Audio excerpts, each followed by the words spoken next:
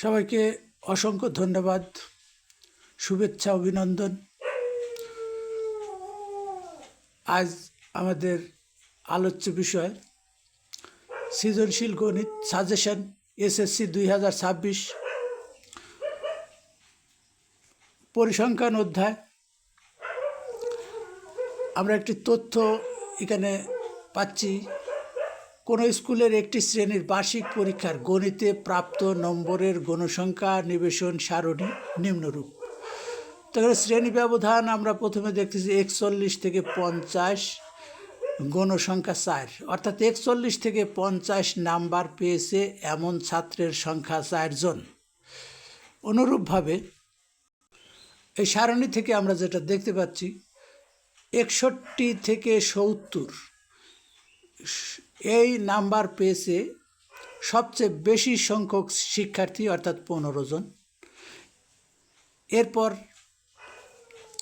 ক্রমেই কমছে আছে, এর আগেও পর্যায়ক্রমে কম ছিল,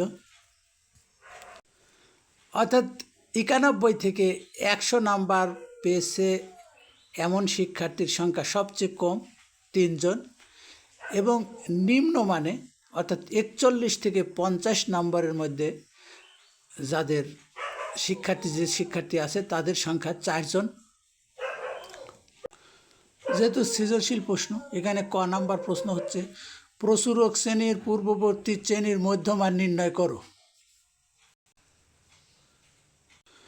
খ নাম্বার প্রশ্ন প্রদত্ত উপাত্তের মধ্যক নির্ণয় করো।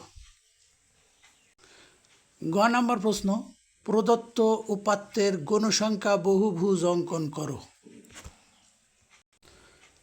এখানে সারণী থেকে আমরা যেটা পাচ্ছি, 15 সর্বাধিক গণসংখ্যা, যা 61 থেকে 70 শ্রেণীতে আছে, সুতরাং প্রচুরক এই শ্রেণীতেই থাকবে। তাই স্পষ্টতই বোঝা যাচ্ছে যে প্রচুরক শ্রেণীর পূর্ববর্তী শ্রেণীটা হবে 51 থেকে 60। সুতরাং এই শ্রেণীর মধ্যমান হবে 55.5।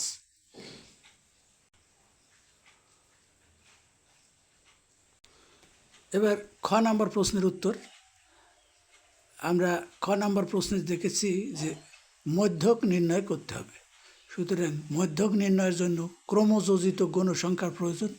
এই ক্রমযোজিত গণসংখ্যা আমরা নির্ণয় করব। শ্রেণীব্যাপ্তি পূর্বেই দেওয়া ছিল, গণসংখ্যাও আগের থেকেই আছে, সুতরাং ক্রমযোজিত গণসংখ্যা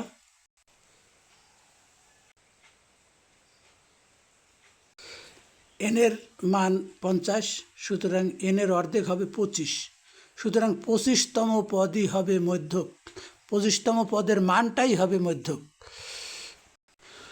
অতএব এই 25তম পদ 61 থেকে 70 এই শ্রেণীতেই থাকবে। মধ্যক নির্ণয়ের জন্য সূত্র ব্যবহার করতে হবে। সূত্রটা আমরা জানি, মধ্যক নির্ণয়ের সূত্র L + n/2 - fc × h/fm। আমরা এখানে L এর মান পাচ্ছি 61, অর্থাৎ প্রচুরক শ্রেণীর নিম্ন সীমা।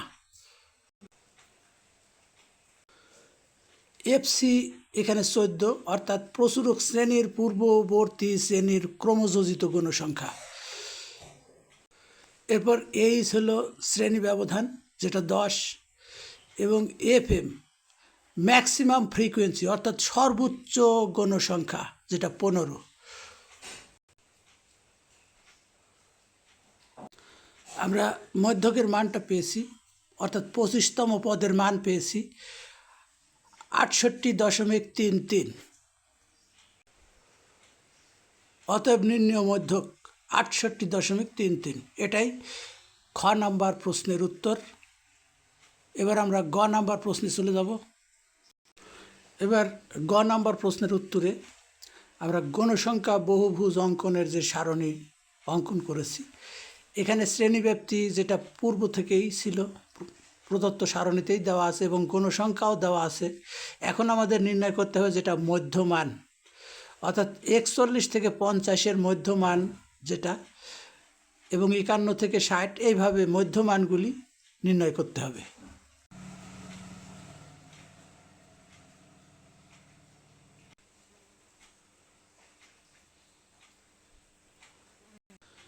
এবার গণসংখ্যা বহুভুজ অঙ্কনের জন্য প্রয়োজনীয় গ্রাফ বা লেখচিত্র আমরা অঙ্কন করেছি। এই লেখচিত্রের এক্স অক্ষ বরাবর মধ্যমান অর্থাৎ শ্রেণী মধ্যমান এবং ওয়াই অক্ষ বরাবর গণসংখ্যা স্থাপন করে আমরা প্রাপ্ত গণসংখ্যাগুলি লেখে স্থাপন করে সংযোগ করে দেব বিন্দুগুলি। এবার গণসংখ্যাগুলি আমরা লেখে স্থাপন করেছি বা গ্রাফে স্থাপন করেছি 4, 10, 15, 12, 6 এবং 3। এগুলিকে আমরা সংযোগ করে দেব বিন্দুগুলি। এটাই আমাদের নির্ণীয় গণসংখ্যা বহুভুজের চিত্র এবং এই সাথে গ নাম্বার প্রশ্নের উত্তরও সমাপ্ত হলো। সবাইকে ধন্যবাদ ভিডিওটি দেখার জন্য।